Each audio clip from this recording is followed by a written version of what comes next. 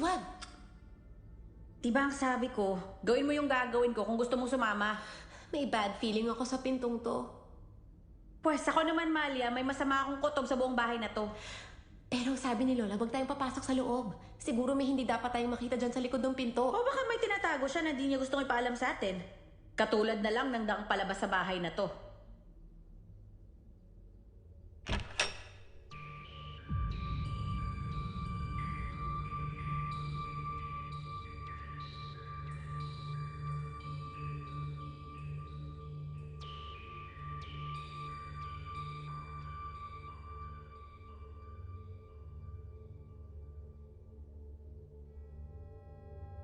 Anong kwarto to?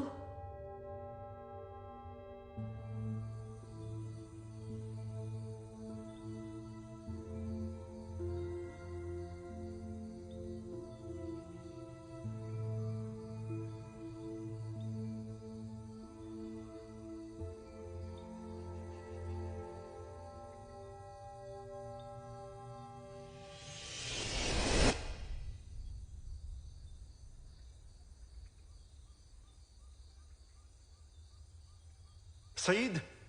Ha? Dali, tingnan mo. Kapag nawawala ka sa gubat, hanapin mo tong puno. Kumuha ka ng mga buto at gamitin mo. Yan ba? Mhm. Matingkad. Madali mo makikita. Dalawang bagay lang ang dapat mong tandaan. Una sa lahat, palagi dapat kang prepared. Kahit na ano pang mangyari, dapat may plano ka. At pangalawa, dapat kaya mo mag-adapt. Kapag hindi naman umubra yung plano mo, gumawa ka ng bago. Sige, tara na. Kuya, sandali. Kasi parang ito yung nasa fairy tale eh. Tulad ng bulag na witch na kumakain ng bata. Tama? Oo, yung Hansel and Gretel. Oo, yun yun. Okay. Oo nga.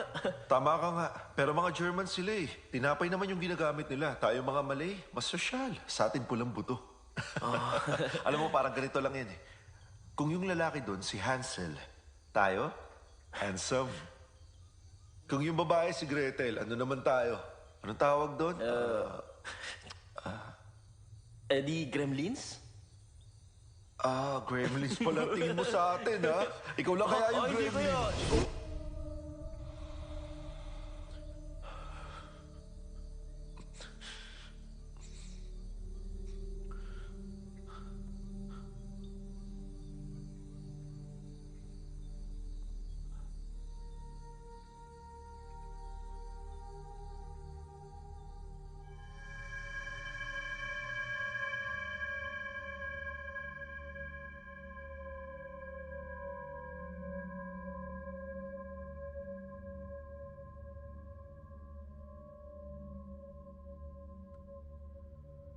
Dugo?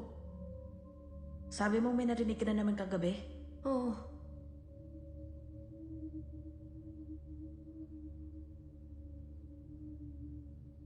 Sigurado ka bang kaya mo to?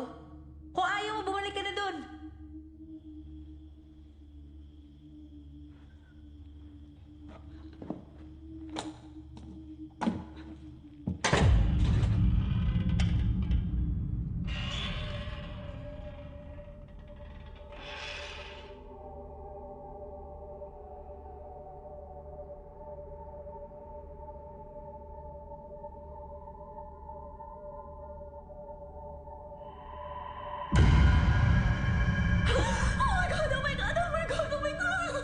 Mali, tahimik.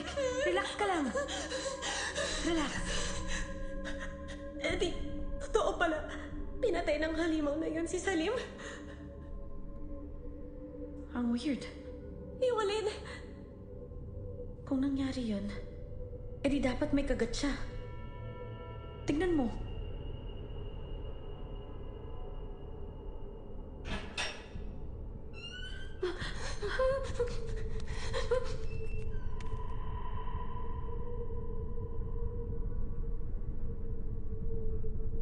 Sinabihan ko naman ang mga batang yon. Dapat sumunod lang sila sa binilin sa akin ng pinuno. Sige, tumakbo lang sila. Kung mahanap sila ng pinuno, sila yung susunod na kakainin niya.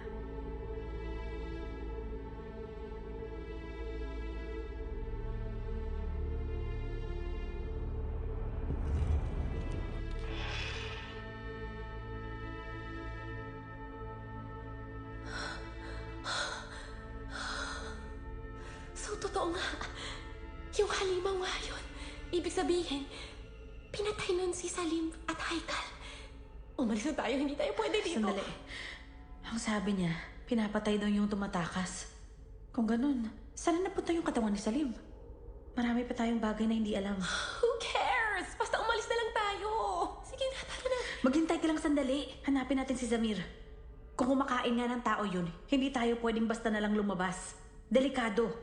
Sasama ako. Sabi ko nga, dito ka lang. Di mo ba ako narinig? Pabigit ka lang eh. Sige na, please. Ikaw lang mapagkakatiwalaan ko eh. Hindi ko naman sinabi sa'yo na magtiwala ka sa akin. Paano kung makita natin yung halimaw sa labas? Paano na lang kung nakatakas ako, tapos ikaw natulala? Imbis na tulungan kita sa oras na yun, iiwanan kita habang tumatakas ako. Masisisi mo ba ako? Hoy, makinig ka sa akin. Hindi tayo magkakilala, pero alam ko yung mga katulad mo. Madali para sa yung lahat. Gusto kang kaibiganin ng lahat. Kaya akala mo pwede ka nang magtiwala sa kahit sino. Pero dito sa mundo ko, kapag mabagal ka, mamamatay ka. Kahit yung mga malapit sa akin, sinaksak ako patalikod para sagipin ang sarili nila. Kaya ito lang ang masasabi ko sa'yo. Huwag kang basta-bastang magtitiwala. Kung kailangan kita ibigay sa halimaw na yon, para lang makatakas ako, gagawin ko yun.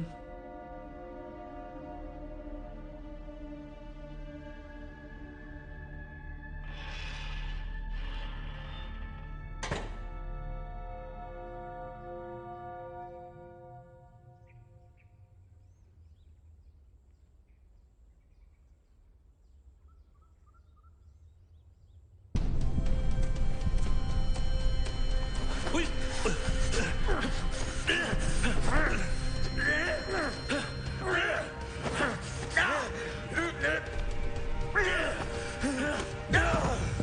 Talaga bang gusto mong barilin ang sarili mo? Gusto mo na mamatay? Kung di mo kayang gawin, ako nang gagawa para sa'yo!